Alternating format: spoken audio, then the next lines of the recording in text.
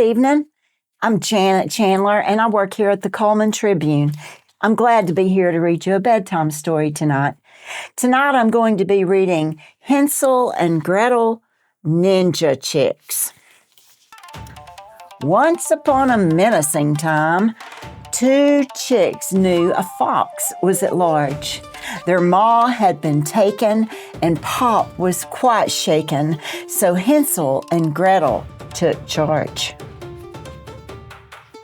They trained in the art of ninjutsu and practiced their wing throws and blocks. They learned how to creep without making a peep, so they wouldn't fall prey to that fox. One day, they returned from the dojo to a coop in complete disarray. The signs of a tussle showed someone with muscle had dragged their dear papa away. They quickly surveyed their surroundings. The fox had left prints in the dirt. "Come on, we're not chicken. That fox needs a licking before our poor papa gets hurt." They trekked till they spotted a feather. "It looks like we're on the right track." They kept up the chase, dropping crumbs just in case, so they'd easily find their way back. The forest grew twisted and tangled as Hensel and Gretel searched on.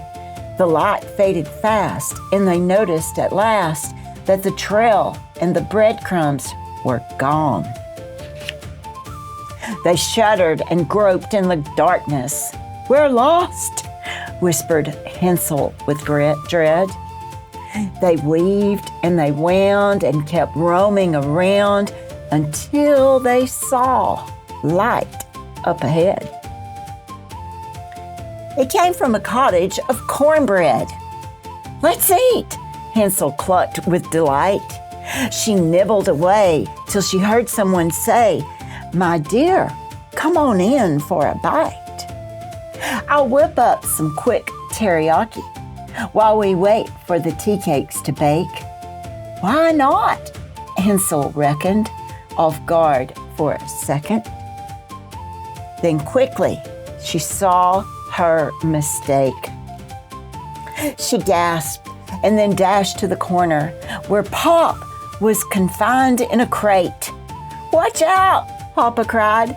"You'll be chicken pot pied." She sidestepped, but it was too late.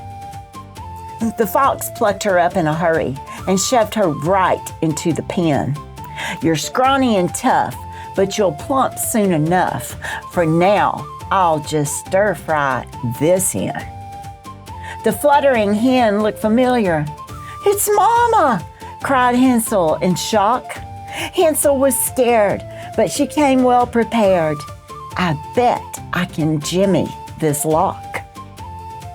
Outside in the dark, Gretel listened, dismayed at the fox's misdeed. She climbed to the flue and squeezed her way through with ninja-like silence and speed. Then Gretel swooped in and snatched Mama and swiftly adjusted her stance. The fox took a leap, but with one feathered sweep, the chick boldly blocked her advance. "Not bad," said the fox, striding toward them. "Give up," Gretel clucked, undeterred. The fox said, "Surrender? No way, chicken tender. Your cheap little threats are absurd." The fox charged and grappled with Gretel, a flurry of feathers and fur.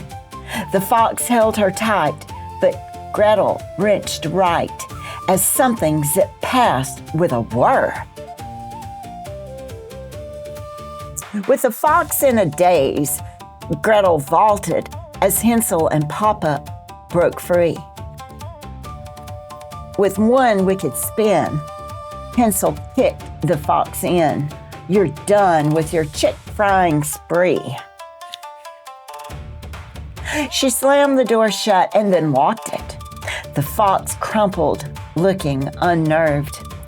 You two ninja chicks got us out of that fix, and justice, not dinner, was served.